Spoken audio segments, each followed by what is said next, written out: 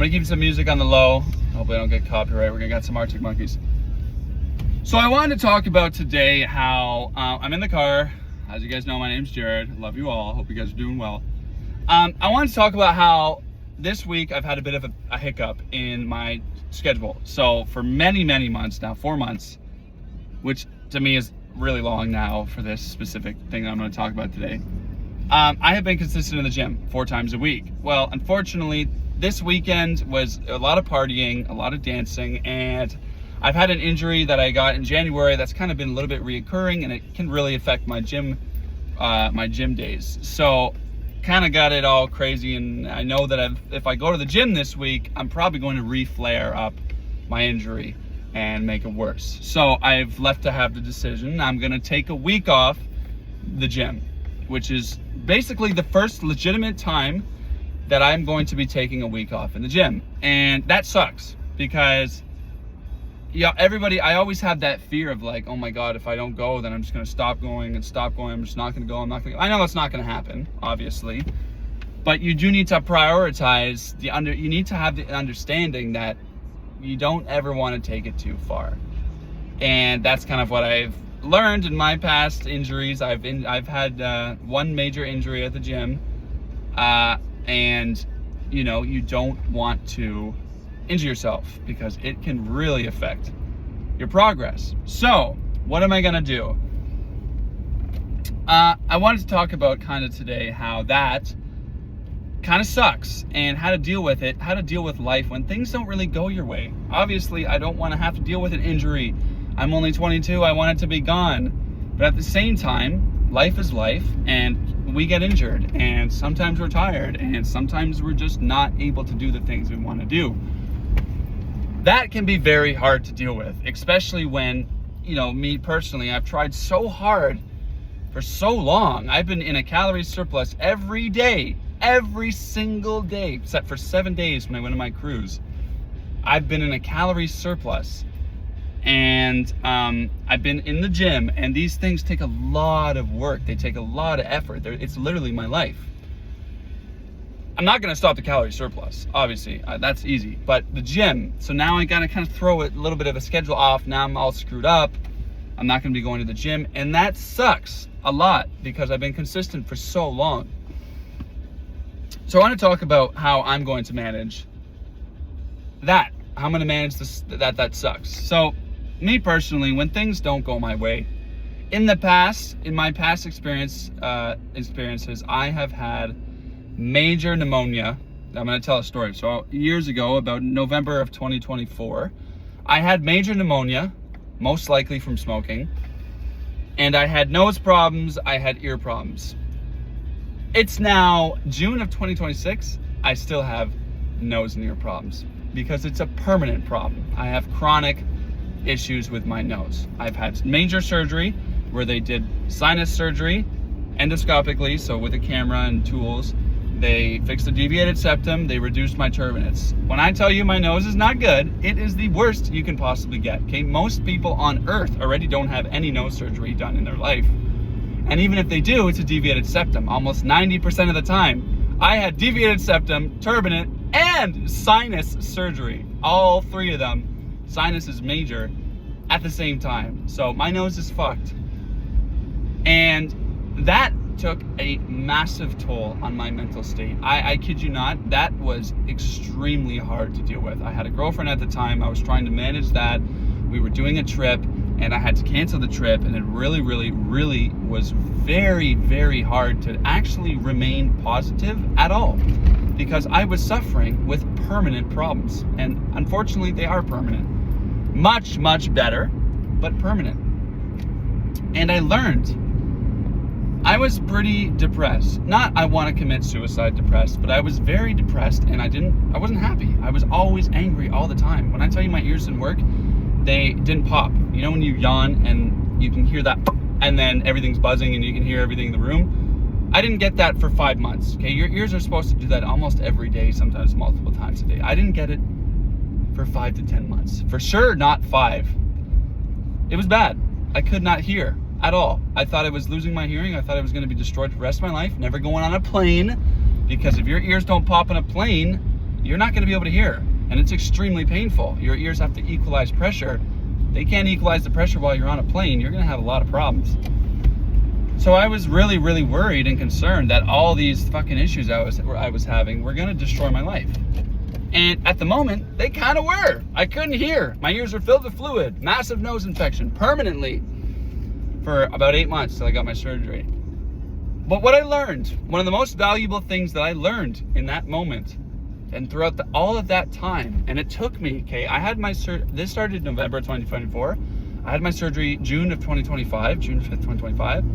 I didn't actually figure out what I'm about to tell you guys till August of 2025. That's almost a year. That's like 9 months.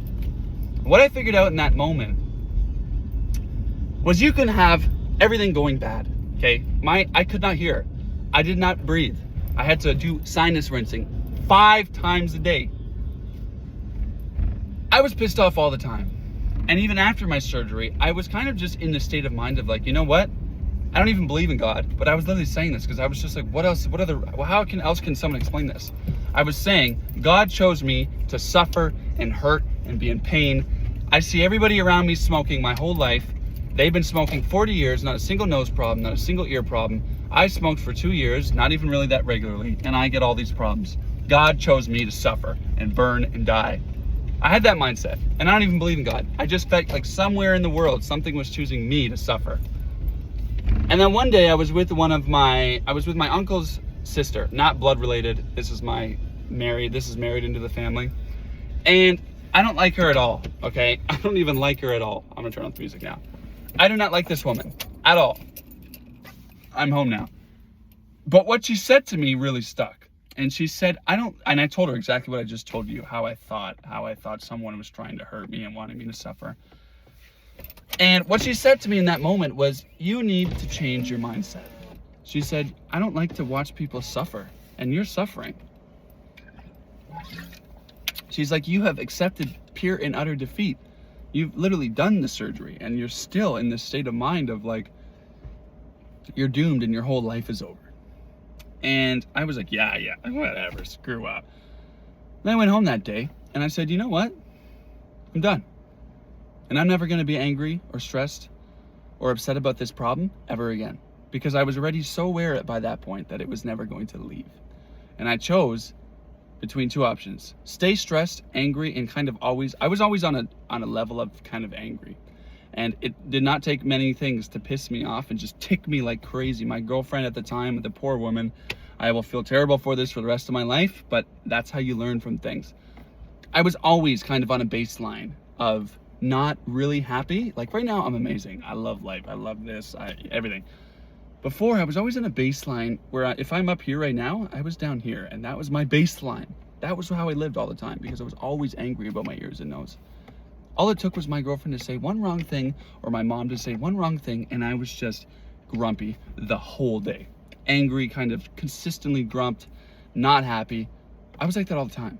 I said, in that moment, on that day, on the way home, I said, I will never do that ever again. I will never, ever, ever, ever remain at this baseline ever again. One day. All it took was someone that I barely even know, don't even really like. 5-minute conversation changed my life. Of course, that was my own choice. And in that moment, life became great. I just said, you know what, I'm done. This problem is already permanent. I already know it's permanent. Stop freaking worrying about it. It is what it is. Life is how it is. I'm going to do what I can to maintain it and make it well and deal with it. That's it. And you know what? In about 3 or 4 months, one day I woke up, and I kid you not, my ears have been very good. Unfortunately, they're never going to be perfect, but I'm okay with that. I can go on planes now. I can take all the trips I want. My ears are basically fine. I know people around me now that are actually having more problems than I do. And I was the one who had all of the problems combined. And I think, I almost know, that was because I fixed my mind. Your brain is such a powerful thing. It controls everything in your body. Everything you think, do, feel, every time you get sick, every time you get a fever, every single thing starts with your brain. Your brain does things that you don't even realize. You're not thinking to move your hand over there. Your brain just does it. Your brain controls your organs, your blood, everything. absolutely everything. So when you fix your brain, this ties into my video before, which a lot of people I think were struggling to understand based on the comments that I was reading. Some of you guys were struggling to understand how on earth you could just tell yourself you're happy and feel that. That's kind of why, because your brain is so powerful. It does everything. It does everything. Of course, your heart pumps your blood, but what tells your heart to pump at that amount? Your brain. It's everything. So when you change your brain, in a way, and even doctors have told me this, that when they see people that they're treating, because I've been in a lot of doctors, and I'm in Canada, it's very hard to get this kind of specialized surgery with my nose that I had to get. And a lot of them, like about 5 of them, and I saw about 15, about 5 of them said something that was so interesting to me. They said the people who have good family, not even good family, but just good support, are overall pretty happy, pretty positive about the situation, really recover a lot better than the people who are kind of alone, pretty grumpy, just kind of want to die, they don't really care. The people who have good support and are the opposite of that do much better. And it's funny because that's exactly what happened to me. It took me a long time to get there. I did have good support, I will admit. I was extremely grateful to have such an amazing girlfriend at the time, as well as an amazing family and just amazing. I built my life so well, like I'm so grateful. And then one day I just woke up and my problems were almost like they went from like 50% to like 95, 99%, no, 95% better. So anyway, and I went a bit sidetracked off there, but that's what I've been doing with my problem right now. My problem is with my pelvic floor. I injured the shit out of it. I strained the living crap out of it. Really, really dumb. I worked out legs way too hard. This was before my breakup, so I was still kind of a bit of a goofball. But here's how I look at that. Now I know how not to work out, and that is exactly why I've been consistent in the gym. Now I know how to do things better. Now I'm even aware of more muscles in my body, and it's always good to be more knowledgeable and more aware of problems that you're having. And what I learned, arguably one of the most important things I learned when I went through my nose problem, was don't ignore issues. If you have some weird problem that you know is not normal, something's wrong, do not ignore it. There's nothing wrong with waiting a little bit, but once you start ignoring bigger issues, that's when they start to possibly potentially become permanent. And this problem, unfortunately, may be permanent. I may have caused a permanent problem for myself, but am I going to sit here and lose my mind? No. Have I been upset some days? Sure, but only momentarily. And I know that, you know what? If this had never happened, I would have never even realized, and I probably would have done it with something else eventually. I probably would have injured some other freaking body part. It sucks? Sure. But I know, and I've also not been ignoring it. And it did go away permanently, and then it kind of rose back. And when it started coming back, I booked a physio appointment. I've been going to a physiotherapist ever since then. And I'm not ignoring it, you know? I don't ignore things. I've learned that. And this problem is pretty irritating. I wouldn't say it's as bad. It's different. It's a lot more different than my nose and my ears, but it's kind of similar. It's a problem that's lingering around. It's irritating. It's annoying, and it's caused me to have to take a week off the gym, which is basically my biggest passion right now. I want to look good. I want to gain weight. I want to have more muscle. And so far it's going great, but I can't work out my legs. So it's like, you know, very important to understand your body, know what's going on, and just remain in a good state of mind. It's one of the most important things that I have learned so far, and that's my story. That's what I'm dealing with today. I hope you guys enjoyed. I know it was a vertical video. I could have done a horizontal video, and actually I just realized that I should have, but this one was a vertical because I'm in the car. Hope you guys enjoyed. Just a massive bee just came in my car, so I'm gonna deal with that. At least it's a bumblebee, so they're pretty chill. But yeah, love you all. Enjoy. We'll see you later.